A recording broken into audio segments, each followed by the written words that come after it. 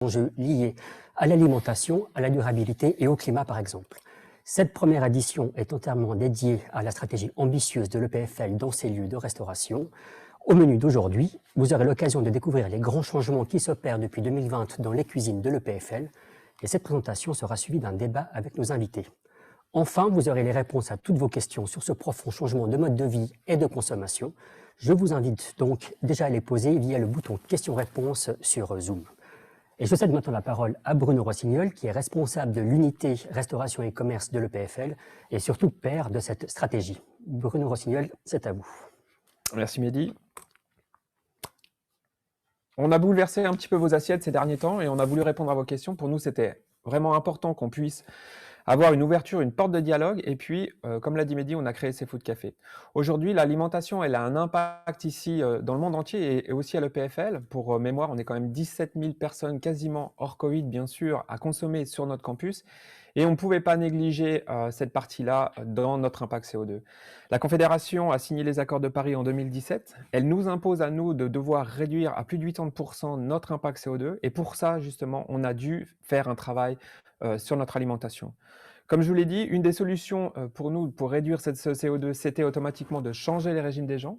Alors, changer les régimes des gens, ça ne veut pas dire qu'on va mettre tout le monde au régime, mais ça veut dire qu'on va devoir vous offrir une autre façon de vous alimenter. Mieux manger végétarien, moins consommer de viande, consommer de la viande qui soit plus locale. Et pour cette partie-là, justement, on a retravaillé avec nos restaurateurs, justement, sur une offre qui est complètement différente et plus en phase avec une alimentation saine pour vous. La partie nutritionnelle était pour nous très, très importante. On a travaillé avec NutriMenu sur cet aspect-là. Je reviendrai un peu plus tard sur cette explication. Donc le changement, automatiquement, il s'est opéré il y a à peu près 2 ans quand on est arrivé. On a travaillé sur une stratégie, la stratégie 2030, comme l'a dit Mehdi en ouverture. Cette stratégie 2030, c'est un 360. Elle passe vraiment de l'aspect nutritionnel jusqu'à ce qui tombe dans les poubelles de nos cuisines, de vos assiettes. Et puis, grâce à ça, grâce à tout ce monitorage, on a pu vraiment calculer la première partie, la première empreinte CO2 de notre école. Aujourd'hui, on a déjà une belle image de ce qu'on représente en termes de CO2 et puis on pourra passer ces informations dans un futur très proche, à partir du mois de septembre au plus tard, à votre retour, je l'espère en tous les cas, vivement, toutes ces informations sur notre impact CO2. 28% de la charge environnementale est due à l'alimentation, devant le logement et devant la mobilité, ce qui entraîne quand même 2-3 petits changements dans nos assiettes. 48% des gaz à effet de serre sont dus à l'alimentation et la protéine animale. Alors, on voit qu'on a aussi un changement à opérer de ce côté-là. 17% des gaz à effet de serre sont dus à la consommation en Suisse, due à l'alimentation. Et puis, si on modifiait un peu cette partie-là, on réduisait notre impact viande dans nos assiettes à 2 repas de viande par semaine, c'est un conseil, c'est une explication, une information, on arrivera à baisser notre impact CO2 déjà de 12%. 12%, c'est énorme, c'est un travail juste monstrueux pour la communauté entière, mais on sait que c'est possible et on va se tendre vers ça justement et on va aider aussi tout le monde à pouvoir le faire. Quelques impacts sur l'alimentation et le PFL. Il y a à peu près environ 4 ans de ça, ou un peu moins maintenant, 2018, fin 2018, il y a une étude qui a été faite, un travail qui a été fait par Durabilité EPFL et puis le département Resco à l'époque, où sur les 4 plus gros restaurants de l'école, on avait analysé tout ce qui se consommait. Alors, à l'époque, on avait énormément de viande dans nos assiettes. Si vous vouliez manger végétarien, c'était un petit peu compliqué. Hein. Vous enlevez la viande de votre assiette et on vous donnait les garnitures. C'était pas très sexy dans l'idée. Hein. On a une autre image aujourd'hui de cette cuisine végane, végétarienne ou ovo-végétarienne. Et puis, ça nous a donné déjà une invitation à certains changements. 21% de l'impact CO2 de l'école était dû à ce moment-là à ces 4 restaurants, juste parce qu'une grosse partie de ces menus était composée de protéines animales. On voit que là, il y a un réel travail à donner. Ça a donné là, du départ de cette stratégie 2030, on ne pouvait pas consciemment avoir ces chiffres à notre disposition et ne pas travailler sur ces éléments-là. Ce n'était pas possible. Donc, à la vue de ces premiers éléments, 21% d'impact, 95% des menus qui sont vendus avec de la protéine animale, ces plats végétariens qui n'étaient pas spécialement encourageants, on n'a pas spécialement envie d'en manger, il y avait un gros travail de fond à donner. Aujourd'hui, nos positionnements de la restauration ici à l'EPFL, on est local, frais, sain et durable. Alors c'est vrai que sur le papier, c'est très joli, hein, tout le monde aimerait être frais, sain, local et durable. La localité, ça veut dire quoi? On travaille avec nos restaurateurs, on leur a demandé et on leur demande, et il y a dans vos assiettes beaucoup plus de produits locaux, c'est-à-dire IP Suisse, Suisse Garantie, vos terroirs, Genève Région Terre Avenir. On a un certain pourcentage donc dans vos assiettes de produits IP Suisse et Suisse Garantie qui est imposé quelque part, où on demande à nos restaurateurs de vous mettre à votre disposition. Donc on contrôle cette partie-là aussi par un monitorage, par Bilong. On veut s'assurer que tout ce que nos restaurateurs nous offrent, en tout cas nous garantissent, soit monitoré, un, pour avoir un impact CO2, puis deux, pour nous assurer aussi que vous avez la bonne alimentation. On veut arrêter d'aller chercher des produits du bout du monde, alors que ce qu'on trouve ici nous alimente déjà très bien. Le côté durable, bien sûr, la durabilité est un des morceaux les plus gros dans notre stratégie 2030. Aujourd'hui, on voit que ça a un impact juste monstrueux, la restauration, sur l'impact global de l'EPFL. Et puis, il y a différents programmes autour de cette durabilité. Alors, des programmes qui sont au niveau importation de produits, donc comme nos viandes. Aujourd'hui, toutes les viandes qu'on mange à l'EPFL sont 100% suisses, où on a banni certains produits type huile de palme. On a banni aussi certains produits comme le monosodique. On va passer au no plastique jusqu'à la fin de l'année dans tous les restaurants. Vous aurez à votre disposition toute la vaisselle Recircle et un nouveau programme qu'on a créé avec une entreprise qui s'appelle Molotov.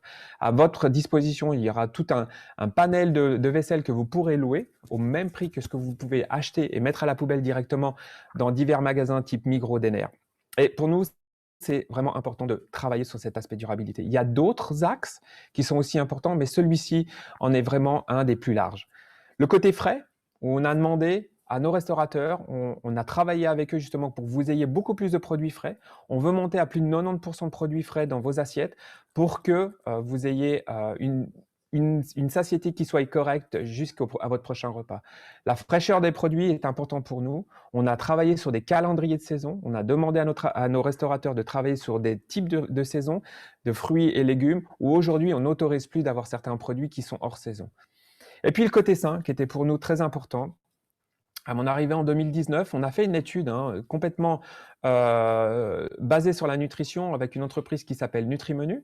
Donc Nutrimenu a calculé pendant 4 mois tout ce que vous mangiez, Mariam Yepes à l'époque avait mangé plus de 650 menus, bu tout ce qui se buvait sur le campus, et avait rendu un constat qui était très alarmant en octobre 2019, qui nous tendait à dire qu'on devait vraiment travailler sur cet aspect nutritionnel. Les aspects nutritionnels n'étaient pas du tout remplis, on trouvait beaucoup de gras, beaucoup de sel, beaucoup de sucre, pas des choses très très intéressantes pour une alimentation qui soit saine, durable. On voyait qu'on avait du mal à vous alimenter correctement et alimenter vos cerveaux correctement. Et puis, qu'est-ce qu'on a fait? On a mis à disposition cet outil Nutrimenu de chaque groupe de restauration, chaque chef de cuisine.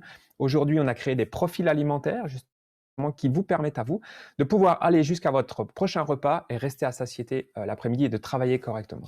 C'était un des points qui était vraiment très très important pour nous. Les mesures principales d'une restauration qui soit saine, Nutrimenu, je viens de vous en parler. Donc cet outil nous permet aujourd'hui et nous garantit 100% que vous avez une nutrition qui est adaptée.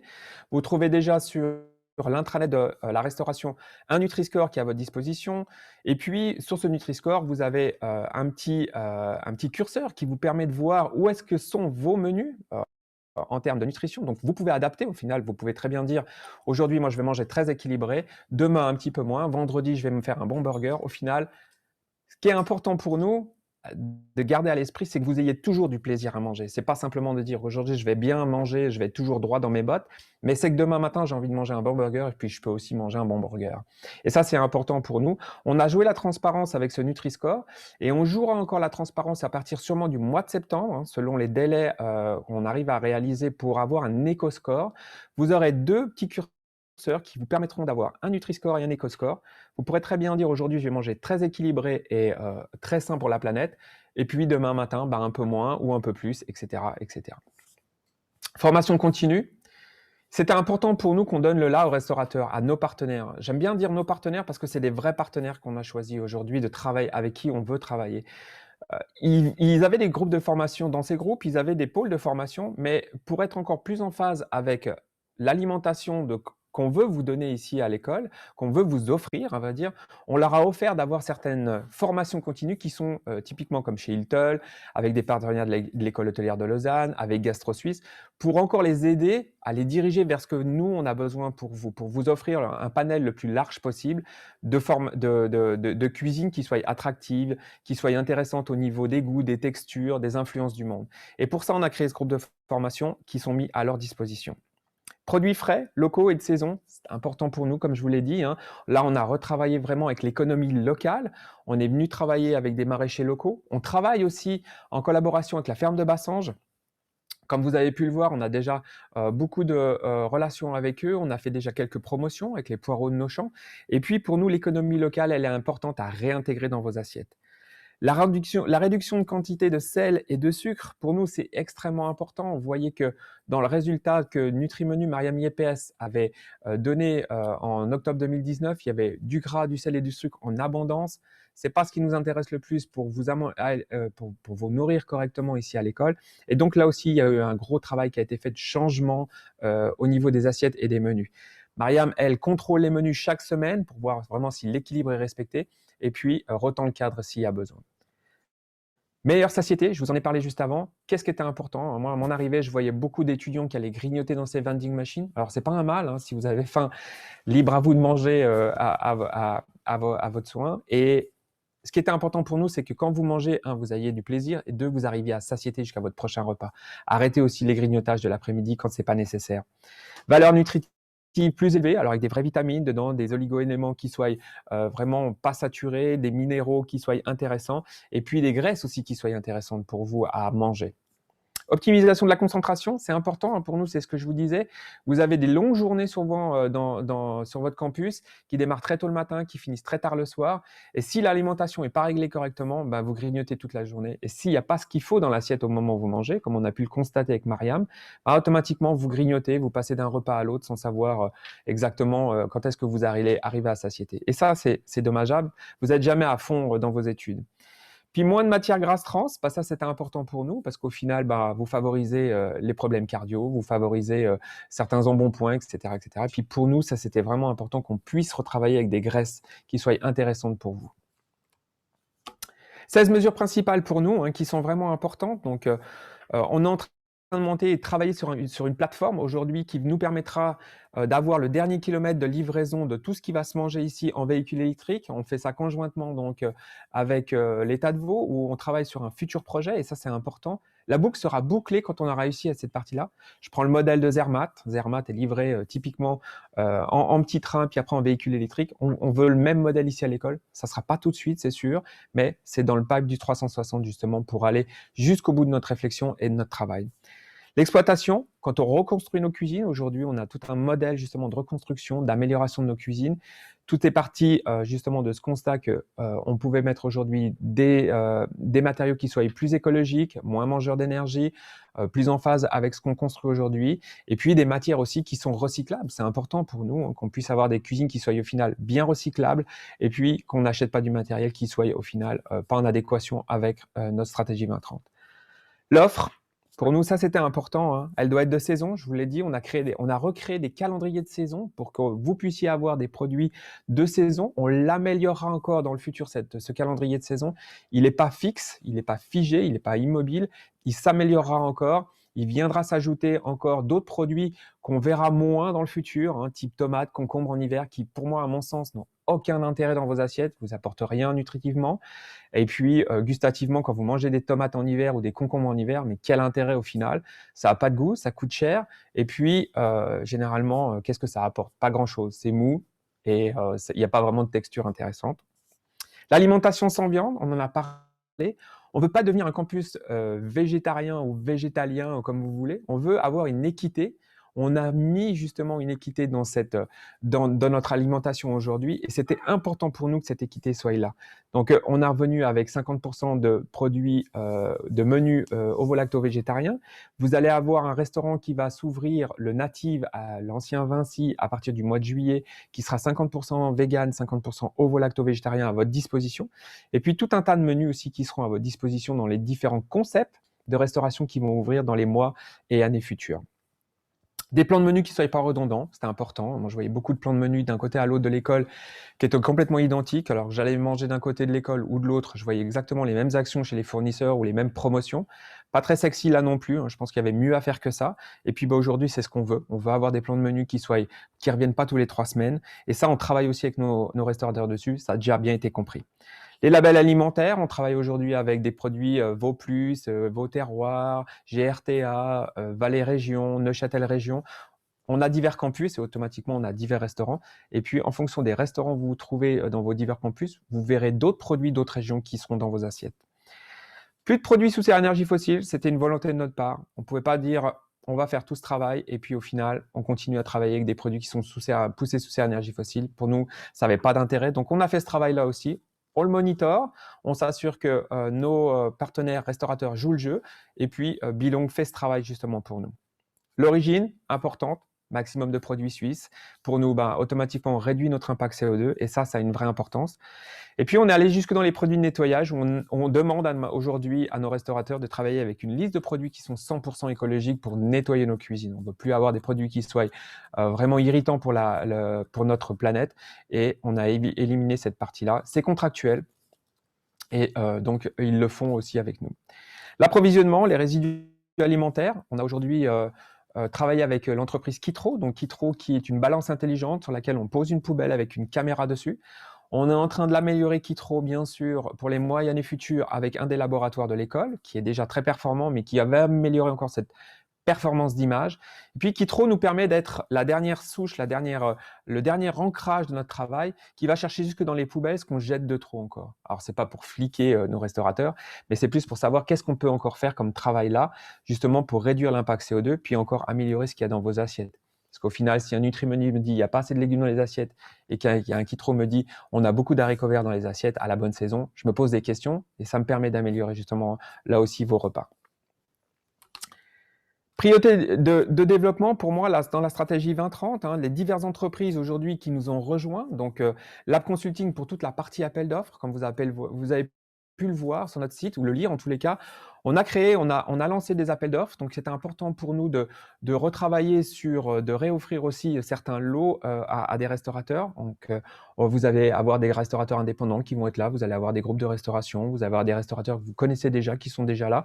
Et puis, certains ont déjà gagné 2 appels d'offres, un appel d'offres, puis d'autres, encore les gagner dans les mois qui suivent. Il y a encore 2 lots qui sont encore à disposition.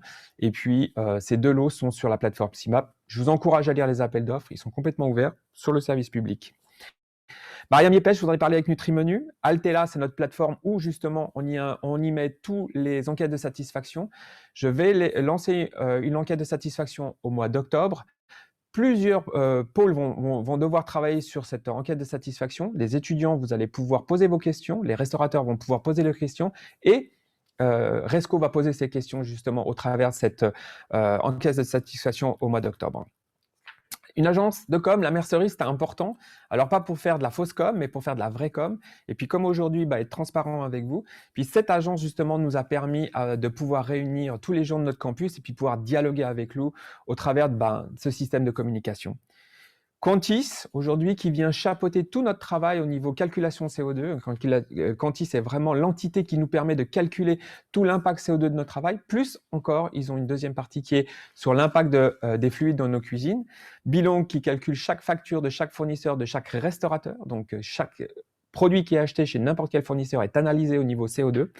Kitro, c'est ce qui tombe dans nos poubelles. Et la dernière partie, c'est Phare Consulting pour cette plateforme. Ce qui veut dire qu'on est vraiment parti de la partie justement nutritionnelle jusqu'à ce qui tombe dans la poubelle. Aujourd'hui, on a un reflet complet, cette partie CO2. Et pour nous, c'est important justement qu'on puisse calculer cette partie-là avec l'année 2020, même si l'année Covid ne sera pas facile pour avoir des vrais chiffres. Les vrais chiffres qui sont vraiment utilisables et intéressants sont en 2022, mais ceux déjà de 2020 sont très éloquents et on pourra déjà vous les annoncer au mois de septembre. Nos plans d'action en 2020, donc les différentes choses sur lesquelles on est passé, les viandes 100% suisses, la partie des œufs ou des produits laitiers qui sont aussi là avec un certain type de produits. On a parlé aussi de Too Good To Go. Donc à votre disposition aujourd'hui, vous trouvez Too Good To Go dans tous vos restaurants. Donc vous pouvez encore utiliser cette partie-là si vous voulez encore encore manger ce qui n'aurait pas été vendu dans les restaurants. Et puis, on est en train de travailler avec Too Good To Go aussi pour la partie banqueting de l'école, quand on pourra reprendre nos banquets. Là aussi, il y a souvent des petites choses qui restent, qui sont encore tout à fait honorablement à manger. Et puis, cette partie-là devrait venir en fin d'année 2020. La partie des plats étudiants, donc on a retravaillé, et j'y reviendrai après, sur les différents prix. Je vais revenir sur cette partie-là sur ma dernière slide. Et puis en octobre, un Climate Day. On a travaillé sur le premier Climate Day qu'on a mis en place. C'était le seul qu'on avait pu faire en 2020 à cause de l'année Covid. Une journée sans viande. C'est pas une journée sans viande, mais c'est plutôt un repas. Et je vais passer brièvement dessus après. Voilà, on est en train de limiter justement aussi tout ce qui vient par avion et par bateau. Et puis on a travaillé aussi sur une partie de Localomat. Je vais y arriver tout de suite. Voilà, 2021. Lancement de nos premières vending machines. Donc, il y aura d'autres types de vending machines qui pourront venir s'inscrire dans le futur. Aujourd'hui, nous, on a travaillé avec Vauplus et Dallmayr sur un type de machine. Je me réjouis peut-être d'en voir d'autres arriver dans le même type dans le futur. Le no plastique, comme je vous l'ai expliqué juste avant, ça, c'était important pour nous. Au final, on s'est creusé la tête avec Oran Embrini, Durabilité EPFL. Qu'est-ce qu'on pouvait faire avec ce plastique? Parce qu'au final, on ne savait pas trop. On a privilégié le recyclable, le lavable directement avec Recircle. Pour nous, c'était la solution la plus simple. Le bilan carbone, la première image, elle arrive. Elle n'est pas glorieuse, c'est clair, mais au moins on sait qu'aujourd'hui, voilà, on a un travail à donner, on a des chiffres qui sont parlants, et puis je me réjouis encore une fois de pouvoir vous les transmettre. En mars, on a fait la première action promotion des légumes de nos champs, donc on a utilisé les premiers poireaux bio de la ferme de Bassange dans vos assiettes, donc sous différentes formes. Et puis, on travaille actuellement sur un service de livraison dans vos différents bâtiments avec Durabilité EPFL, et puis un service de trottinette électrique justement qui vous livrera à l'interne de l'école tout ce qui se mange dans votre restaurant. On a des CR-Colis justement qui sont dans le CO où on fait pousser nos propres herbes, nos propres plantes, à vrai dire, qui se retrouvent dans vos assiettes. Nutritivement, c'est très intéressant. Gastronomiquement aussi, c'est très intéressant. Et puis au niveau des goûts aussi, ça apporte beaucoup de saveurs dans vos assiettes. Au mois de septembre, vous verrez différents menus qui arriveront avec différents signes donc de nourriture inclusive. Et puis au mois d'octobre, une petite surprise peut-être pour les étudiants. J'espère, si on arrive à conclure un endroit où on pourra avoir une cuisine pour les étudiants. Le 100% suisse au niveau des viandes, on l'aura atteint avant la fin de l'année. La politique des prix, c'était pour moi très important. Parce que en analysant un petit peu ce que vous aviez dans les autres universités en Suisse, je m'apercevais que le prix des menus était quand même assez chargé ici à l'école. Donc on a retravaillé sur cette politique des prix avec l'école. Comment on a pu faire brièvement? Grâce à la direction de l'EPFL, et je les remercie énormément pour ça, on a racheté tout le matériel de l'école. En rachetant tout le matériel de chaque cuisine, de chaque restaurateur, on a pu extraire un nombre de pourcents très important. Ce nombre de pourcents représente des francs dans vos assiettes. Et ces francs, grâce à cette subvention d'achat de matériel de la direction de l'école, sont remis à votre disposition dans vos assiettes. Donc aujourd'hui, on peut mettre des produits suisses, on peut mettre de l'IP suisse, on peut mettre du Suisse garanti grâce à cette partie-là. On ne pouvait pas demander à nos restaurateurs d'investir dans du matériel, dans la rénovation du matériel, dans l'entretien, dans des formations, etc. Et puis leur dire, vous mettez encore 10 francs, 15 francs de matière suisse dans nos assiettes pour réduire, notre impact CO2, avoir une meilleure santé pour nos étudiants, etc., etc. Donc on a créé des menus 5,50, 7,50 qui sont des plats uniques que vous allez retrouver à partir du mois de juin ou mois de septembre quand vous allez pouvoir revenir, qui sont des plats uniques comme du couscous, des jambalaya, des choses comme ça, des lasagnes. Puis après, vous avez un menu à 8 francs avec 3 composantes, donc 3 composantes qui sont passées dans Nutri-Menu. Et vous avez un menu à 9 francs qui a une entrée, un plat, un dessert. Donc c'est le même plat que vous aviez à 8 francs, mais là, vous avez un plat et une entrée et un dessert pour 1 franc de plus. Pour nous, c'était vraiment important que vous reveniez manger dans le restaurant. Je voyais trop de gens qui mangeaient encore sur le pouce, trop d'étudiants peut-être même qui perdaient du temps à faire leur propre gamelle, si je peux me permettre de dire ça comme ça. Et c'était important que vous puissiez vous réapproprier, vos restaurants, et prendre du temps et du plaisir à manger dans vos restaurants. C'est pas simplement juste de mâcher et avaler, mais c'est aussi de pouvoir, prendre une pause, vous faire plaisir entre vous, étudiants, entre amis, et puis de savoir ce que vous mangez. Ça, c'était hyper important pour moi. Merci beaucoup Bruno, c'est dense et ambitieux, mais votre stratégie qui est en place depuis une année ne fait pas que des heureuses et des heureux, elle suscite aussi beaucoup d'interrogations et parmi elles nous avons sélectionné 3 questions qui remontent le plus souvent par rapport à votre stratégie. On va vous demander d'y répondre, s'il vous plaît. Première des questions, Plusieurs restaurants du campus ont été fermés ces derniers mois, notamment la sandwicherie à l'INM, la cafétéria ABC. S'agit-il d'une volonté de l'EPFL? Si oui, pour quelles raisons? L'école n'a-t-elle pas consulté la communauté étudiante au préalable? Alors, comme je vous l'ai expliqué, il y a eu pas mal d'appels d'offres qui se sont faits, donc il y a des nouveaux restaurateurs qui sont arrivés, certains sont partis à la retraite de même, et puis aujourd'hui, si je devais reprendre INM, donc il y a différents travaux qui se font dans les restaurants. Donc INM va rentrer en travaux très rapidement d'ici le début de l'été à peine, et puis on a dû fermer justement pour commencer à travailler sur ces différents travaux. La cafétéria BC, elle est ouverte à tout le monde. On a réduit un peu les horaires. Pourquoi? Parce qu'aujourd'hui, c'est clair qu'avec la situation de Covid, il y a un impact financier qui est juste monstrueux. Donc, on a décidé de laisser ouvert la cafétéria ABC pour que vous puissiez avoir une restauration chaude, un petit déjeuner, etc. Mais on a décidé aussi de fermer des endroits en attendant pour pouvoir améliorer les futurs concepts. Vous verrez qu'il y a des nouveaux concepts qui vont arriver dans INM et ELA. Je ne vous les dévoile pas tout de suite, mais vous pouvez déjà en voir un petit peu sur l'intranet de l'école.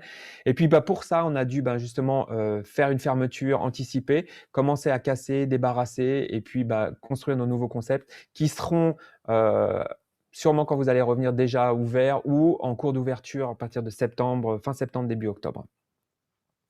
Pour quelles raisons faudrait-il imposer un repas sans viande par mois? Alors, c'est pas par mois, c'est par semaine.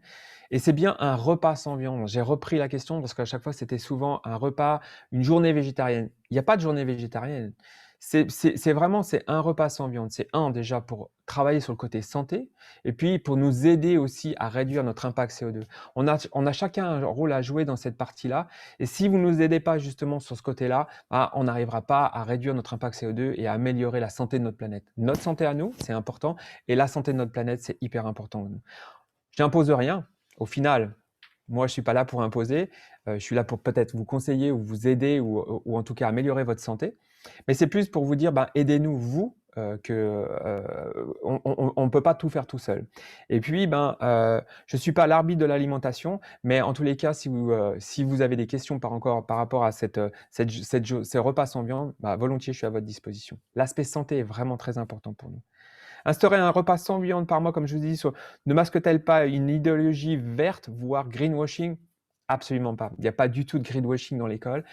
Je pourrais alors en débattre encore pendant des heures avec vous. Il y a tous les chiffres qui vont arriver. On va être très transparent avec tout le travail du monitorage qu'on fait et de l'amélioration, des étapes qu'on a déjà passées, des mesures qu'on met en place, qui ont déjà été mises en 2020, du bienfait de ces mesures et des mesures qui vont encore venir. Donc, on est complètement 100% transparent. Pour nous, il n'y a pas de greenwashing ici, comme certaines entreprises pourraient le faire à l'extérieur que je ne nommerai pas. Nous, on est vraiment 100% transparent avec tout le monde. On a vraiment des chiffres qui vont pouvoir le prouver et vous verrez aussi dans une échelle d'amélioration de là où on est parti vers là où on est, vers là où on se tend, on va dire. Donc, il n'y a aucun greenwashing. On est hyper transparent. Merci beaucoup Bruno. On se retrouve dans quelques instants pour le débat.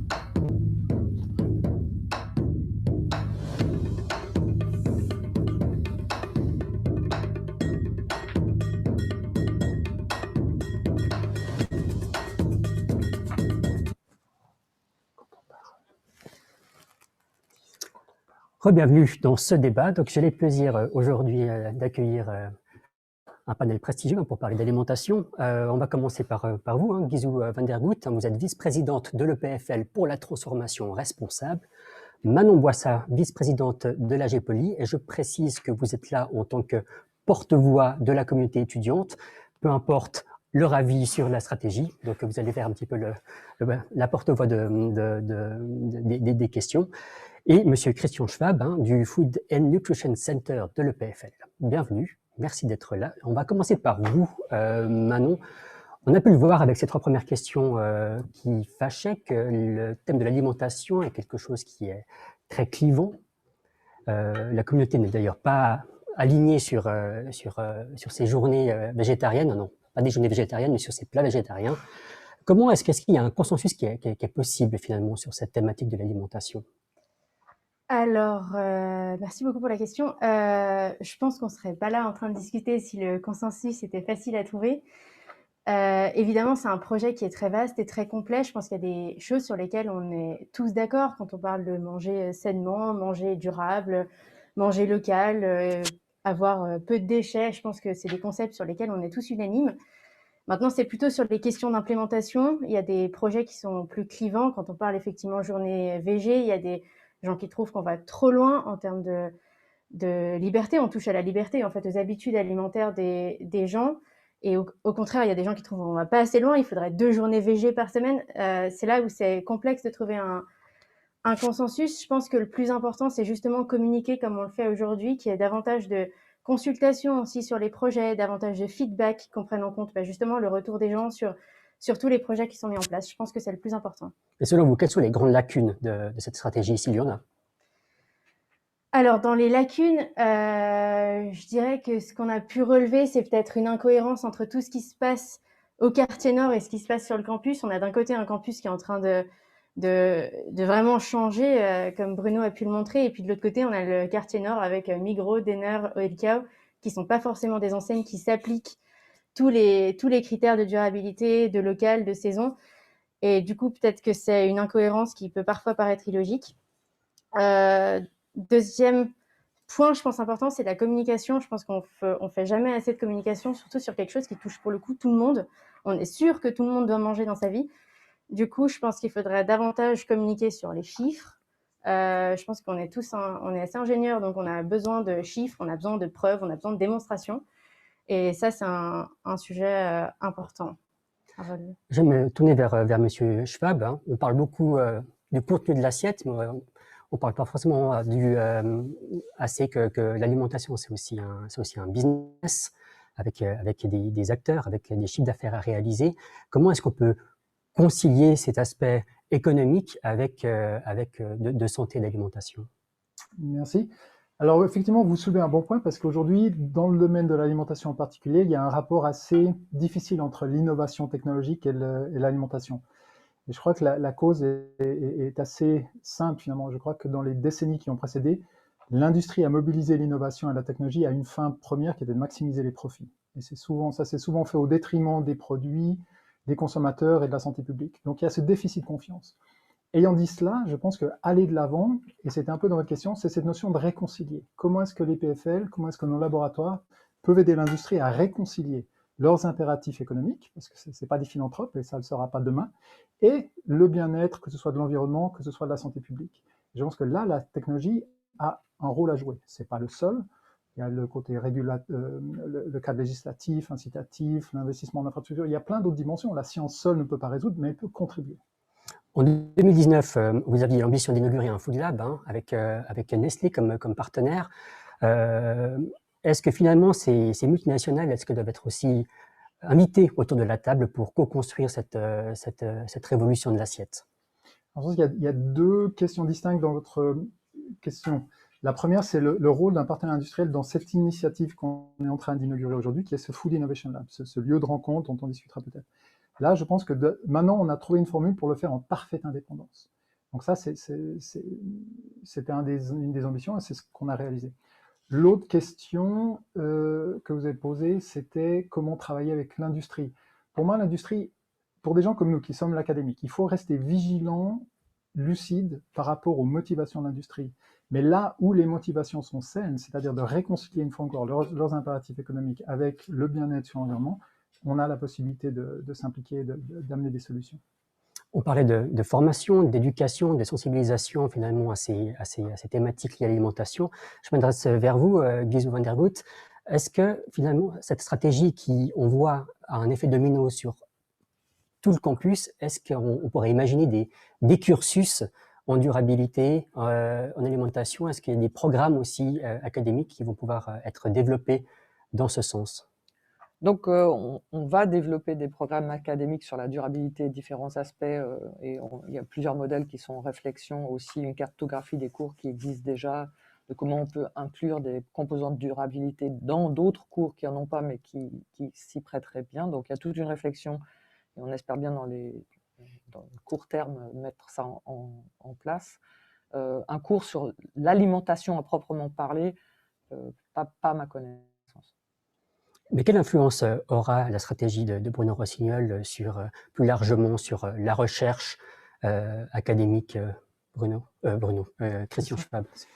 Alors, effectivement, c'est deux choses qui sont distinctes. Et historiquement, il n'y avait pas vraiment de passerelle entre, d'une part, ce que Bruno et son équipe incarnent, c'est-à-dire le côté opérationnel, le côté concret du quotidien à très court terme, de comment apporter aux étudiants une alimentation saine et respectueuse de l'environnement, et puis ce que faisaient les laboratoires qui s'inscrivent plus dans une logique de développement scientifique sur le moyen et le long terme. Par la collaboration qu'on met en place, par des outils comme le Food Innovation Lab, l'idée c'est de réconcilier les deux, c'est de créer des passerelles entre le court terme et l'opérationnel et les compétences scientifiques de l'école. Alors, moi, je pense qu'un des très, très grands apports de ce que fait Bruno, c'est le changement de la mentalité. C'est de mettre ça dans le quotidien des gens. Et puis, une fois que c'est dans le quotidien, ils vont aussi penser à leur recherche, ils vont aussi penser au reste. Mais la grande difficulté, c'est de sensibiliser les gens. Et parce que fait Bruno, c'est une espèce de sensibilisation permanente au quotidien. Et à mon avis, ça, c'est vraiment un des impacts majeurs qui va ensuite percoler sur le reste. Donc, le PFL est à l'avant-garde de cette révolution de l'assiette. Quelles sont stratégiquement les ambitions de l'école derrière cela pour les prochaines années? Derrière l'assiette ou derrière derrière la stratégie de Bruno? Est-ce que c'est de devenir un laboratoire à ciel ouvert, un exemple pour d'autres hautes écoles? Donc, la stratégie de Bruno, elle s'inscrit dans la stratégie pour tout le campus, qu'on veut un campus de plus en plus vert, smart, etc. Donc, ça s'insère complètement dedans. Mais il y aura tous les autres aspects liés au bâtiment. On aimerait rendre le campus piéton à moyen terme, j'espère. Et donc, c'est une initiative parmi d'autres, mais ce qui est si important dans la sienne, c'est qu'elle est très tôt, très vite, et elle aide les autres, en fait, parce que les gens sont psychologiquement préparés à ce qui arrive, puisqu'ils entendent parler de tout l'aspect food qui est très important. Manon Boissa, la communauté de l'EPFL, est-ce que vous pouvez nous expliquer quel rôle est-ce que vous voulez jouer finalement dans cette stratégie?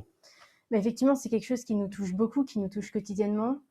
Nous, en tant que représentants étudiants, on représente toute la communauté étudiante. Donc, en plus, c'est un sujet assez clivant. Donc, il faut arriver à représenter un peu tout le panel de positions. Ce qui est important, c'est que nous, on fasse l'interface entre tout le projet et les étudiants. Donc, on arrive à remonter les problèmes, remonter les avis, lancer des sondages au besoin.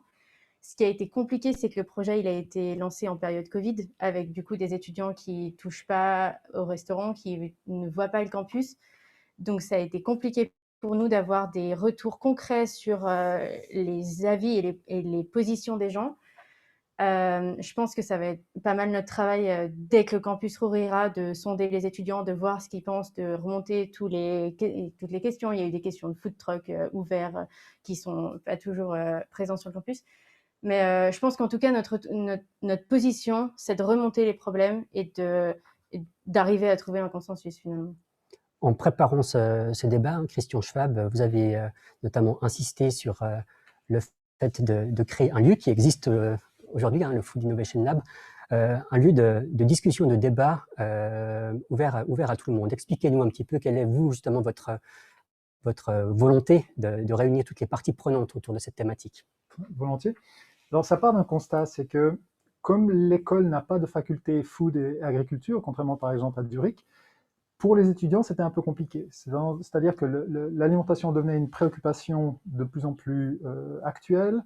Il n'y avait personne, pas de lieu vers qui s'adresser, que ce soit pour exprimer des préoccupations, un questionnement ou des idées aussi. On oublie toujours qu'il y a une force de proposition énorme parmi les étudiants. Donc, on a ressenti le besoin, avec Bruno et l'équipe de Guizhou, de créer un lieu qui permette cet échange. Ça, c'était le point de départ. Maintenant, quel contenu apporter? Je vois quatre axes principaux. De nouveau, la restauration collective, créer ce lieu de dialogue où on puisse remonter les problématiques ou les préoccupations, où on puisse amener des idées et avoir des échanges, co-créer l'avenir, ça on n'en a pas encore parlé, mais la stratégie 2030, elle va devoir évoluer. Il faut qu'on continue à évoluer, qu'on garde le niveau d'exigence par rapport à nous-mêmes dans ce domaine. Et là, what's next? Et là, je pense qu'il y a un dialogue qui pourra avoir lieu dans ce forum. Le deuxième, c'est de nouveau par rapport à la vice-présidente de la transformation responsable, merci, qui est de nouveau de se dire quelle place est-ce que l'alimentation peut, doit et va jouer dans la stratégie d'ensemble de l'école pour la transformation responsable. Le troisième, c'est la science, le côté plus académique, créer un forum qui puisse informer les étudiants sur où est la contribution de l'école dans ces grands enjeux liés à l'alimentation. Et le quatrième, c'est le fait que comme c'est un lieu physique maintenant, qui a une cuisine, qui a un restaurant, qui a une table d'hôtes, qui a des salles de réunion, etc., de permettre des ateliers, par exemple, qui engagent les sens des participants au niveau du côté vraiment organoleptique, gustatif, avec des cuisiniers qui seraient invités, qui vise un lieu dans lequel on puisse inviter des partenaires externes et de nouveau avoir d'autres qualités de dialogue.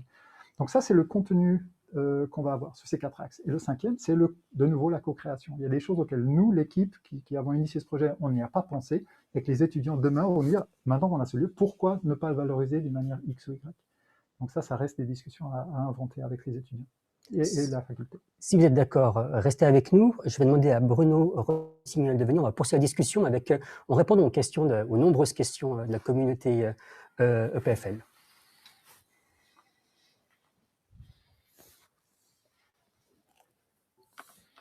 Une toute première question qui est arrivée, c'est pourquoi les food trucks, notamment Olico, ne sont pas forcément concernés par les journées sans viande.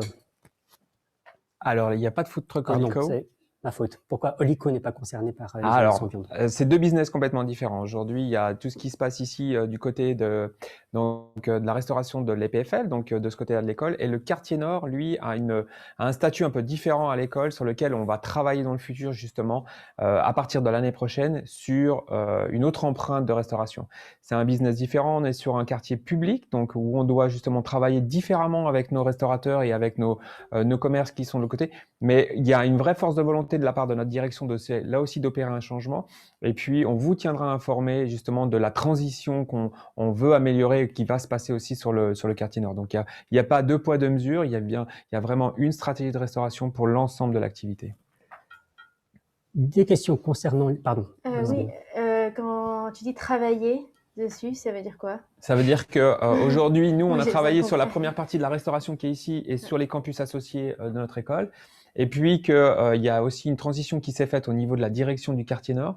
Et puis pendant ce timing de transition, plus la partie Covid qu'on a tous vécu, il y a une petite latence qui s'est faite. Et puis aujourd'hui, comme vous allez pouvoir revenir maintenant sur le campus et que les gens, maintenant, les différentes directions, différentes chaires, les nouvelles chaires sont mises en place, on va pouvoir justement travailler sur ces axes-là. Voilà, il a fallu qu'on passe ces différentes étapes de calendrier pour pouvoir travailler sur les éléments. Une question concernant les Nutri-Score, dont les chiffres arriveront au mois de septembre. Comment ils seront calculés et par qui? Alors, ils sont calculés par l'outil NutriMenu, qui est vraiment une base scientifique. Et puis, Mariam Yepes, qui est la nutritionniste avec laquelle on travaille, qui a créé cet outil, c'est elle qui travaille sur toute cette partie. C'est un logiciel qui travaille derrière avec toutes des informations sur un dashboard qu'il y a derrière où tous les restaurateurs, les chefs de cuisine rentrent tous les éléments, tous les ingrédients. Après, il y a une calculation qui est faite et de ça après il y a un go live qui est donné de la part de Mariam. Et pour celles et ceux qui apportent ou qui repartent avec le repas à la maison, est-ce qu'ils pourront aussi bénéficier de ce Nutri-Score? Alors, il y aura une partie de NutriMenu qui sera offerte aux étudiants dans le futur.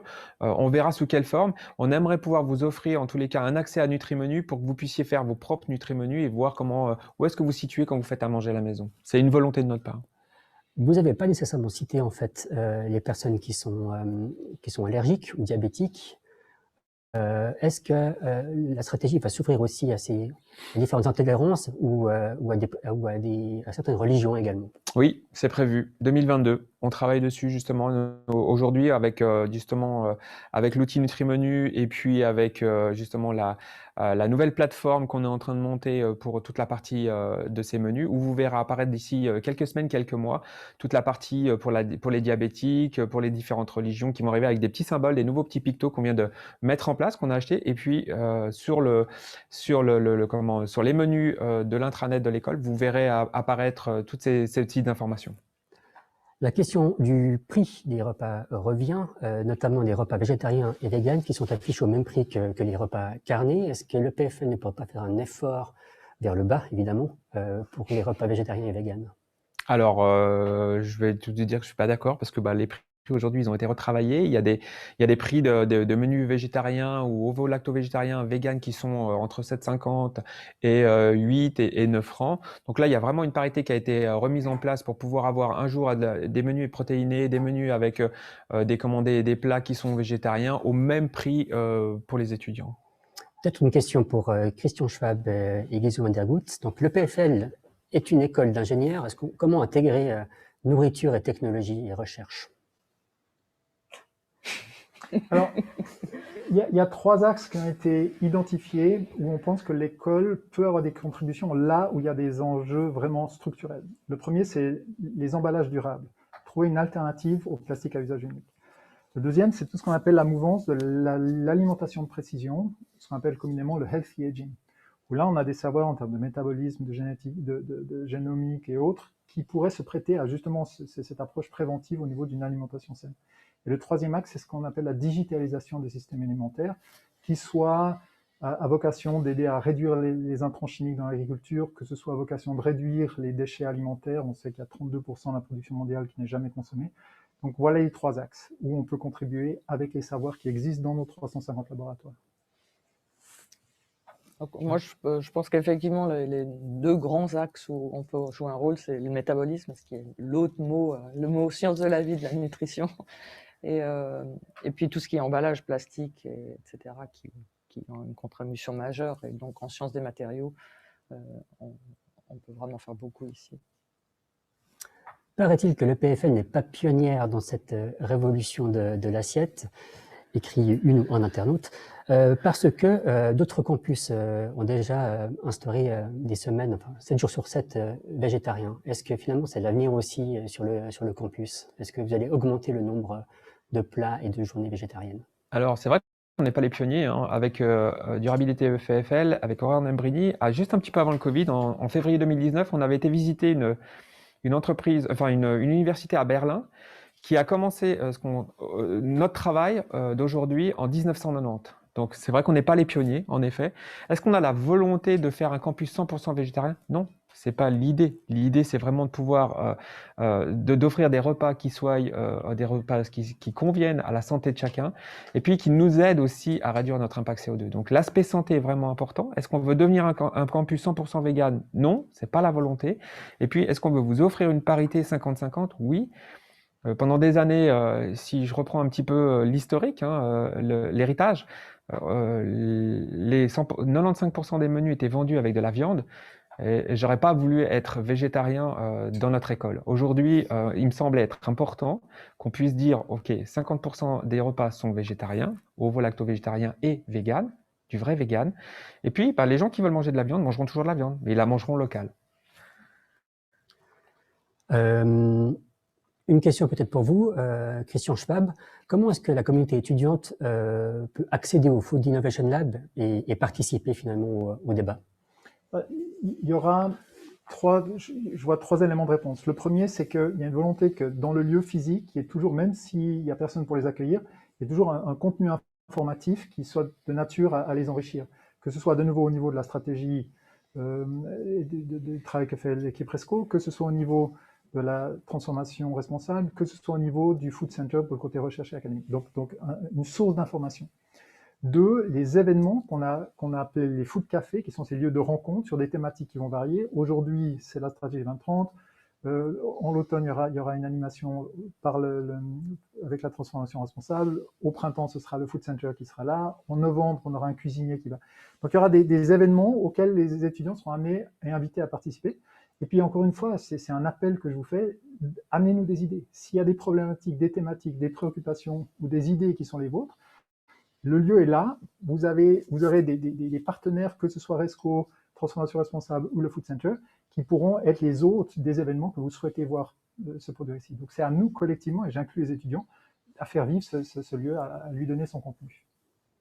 Donc, les appels d'offres pour renouveler les restaurateurs sont publics. Oui.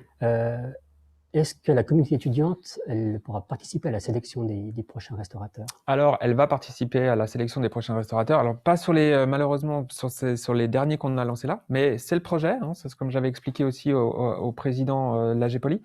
Pour nous, c'est important que vous puissiez être intégré dans notre équipe de travail. Une voix, un des plus grands consommateurs des repas de l'école, c'est les étudiants. Je crois que c'est important que vous soyez représentés dans ce comité justement d'adjudication. Hein. Pour moi, c'est une nécessité que vous soyez là. Et oui, il va y avoir voire deux associations d'étudiants qui représentent un panel d'étudiants assez large pour pouvoir être avec nous dans les prochains appels d'offres de la restauration de l'EPFL. On reste sur les restaurateurs. Donc, le Vinci et le Parmentier étaient les derniers restaurants tenus par des petits indépendants.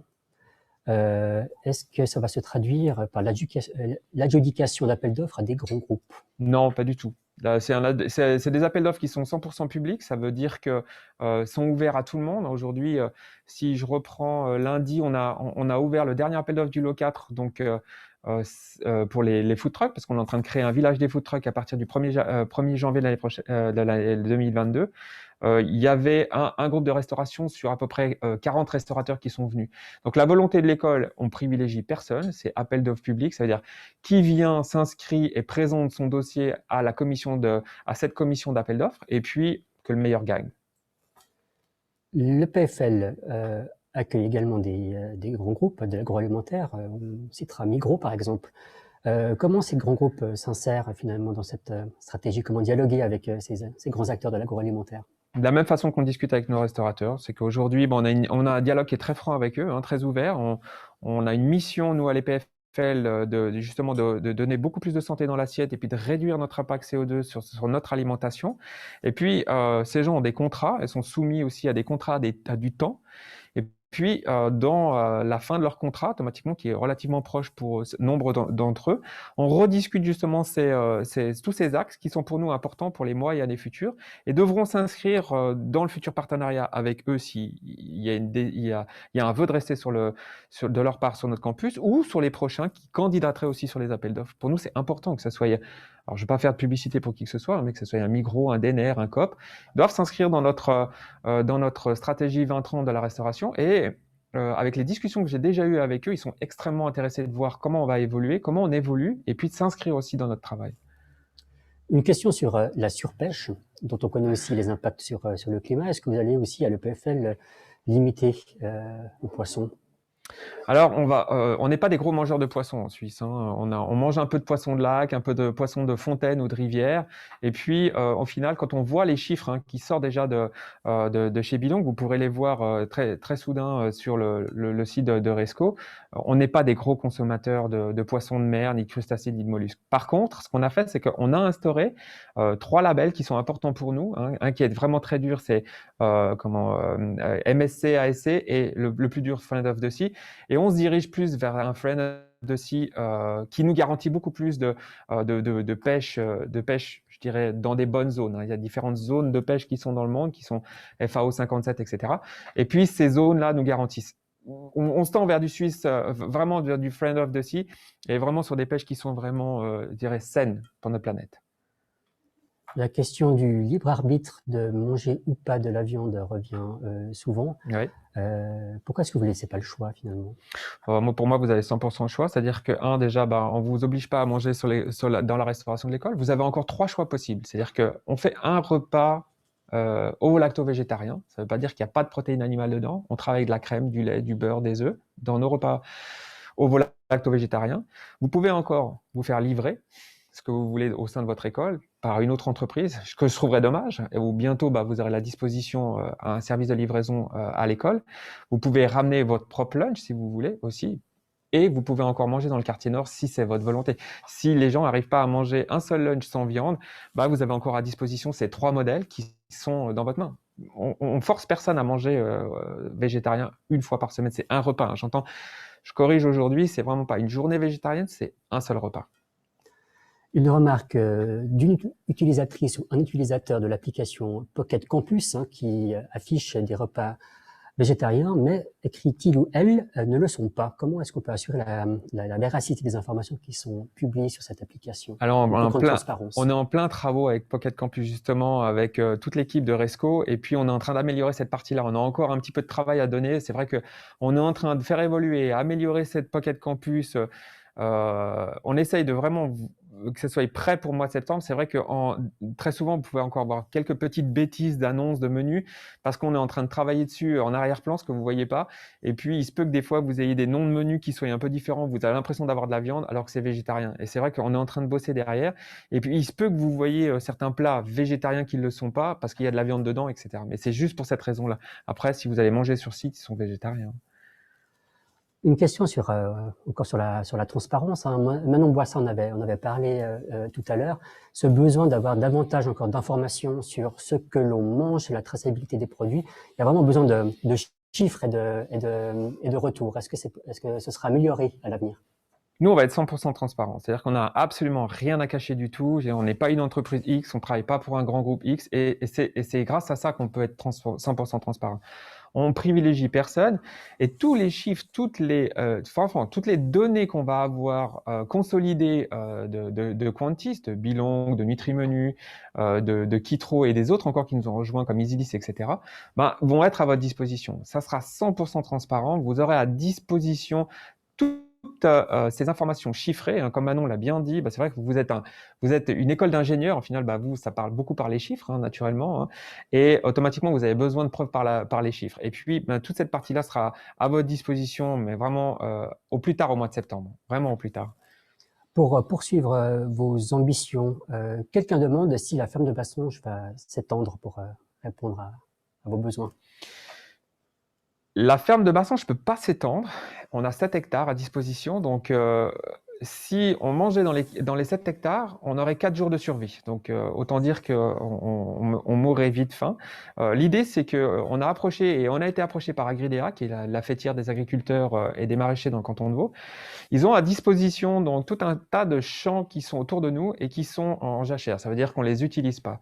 Eux nous proposent, à partir de 2022, de faire une expérience, de pouvoir cultiver une partie de ces champs. Et puis, l'idée à terme, je dis bien vraiment l'idée à terme, il faudra encore beaucoup la travailler, ça serait d'être en autonomie suffisante pour certains produits comme les légumineuses, type pois chiches, etc. etc. Donc, on réfléchit, on travaille avec Gridea, on a déjà eu quelques rencontres avec eux pour pouvoir utiliser ces champs, comment on pourrait le faire, comment on achète les volumes, comment on revend ces volumes à prix coûtant aux restaurateurs, etc.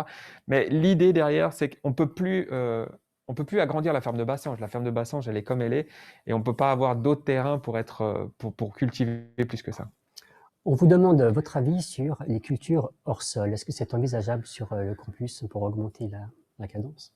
Alors, c'est envisageable. Alors là, il y a un grand débat derrière, hein. C'est un peu trop tôt pour en parler, mais on a déjà des cultures hors sol juste de nos plantes qui sont aujourd'hui au CO, où vous pouvez voir qu'il y a tout un tas de serres qui sont aujourd'hui recultivées avec des herbes fraîches, des herbes tendres qu'on met à disposition des restaurateurs.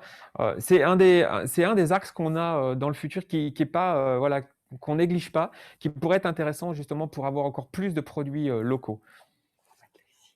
Outre les lieux de restauration du campus, on demande si le négoce, par exemple, va aussi faire partie de cette stratégie et va devoir aussi s'adapter. Oui, complètement. Tout le monde s'adapte, que ce soit le quartier nord, ou que ce soit les restaurateurs, que ce soit les commerçants. Il n'y a pas de demi-mesure, tout le monde devra s'adapter. Bien sûr qu'il y a un calendrier de travail, on ne peut pas tout bouleverser, tout faire en même temps, c'est impossible, hein. Il y a aussi de l'humain derrière, il y a des gens, il y a des contrats, il y a des dates de contrat, donc automatiquement, et puis il y a un travail qui est posé dans un calendrier dans lequel on avance. Mais oui, en effet, tout le monde devra passer dans la stratégie 2030.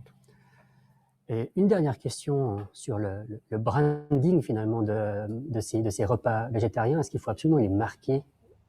Est-ce que finalement il ne faut pas juste proposer et puis voilà? Ouais, je suis d'accord avec ça. Je ne crois pas qu'il faille vraiment en faire toute une histoire. Peut-être que dans 10 ans, on aura un repas de viande et là je signe rien bien sûr, on fera un repas de viande par semaine et puis ça gênera personne. Aujourd'hui, on a voulu le taguer un petit peu avec un nom anglophone. Je crois que ça a été une erreur de ma part, à vrai dire, parce que j'ai voulu le mettre en avant voilà, pour vous faire voir qu'il y avait une journée, un repas végétarien. Au final, on revient en arrière, on n'a pas besoin de le taguer. Je crois que ça doit rentrer dans la normalité toute simple. Merci beaucoup à toutes et à tous pour ces réponses. On arrive au terme de ce premier Food Café. Merci de nous avoir suivis. Un sondage de satisfaction s'affiche actuellement sur votre écran. Vous aurez les résultats dans quelques secondes.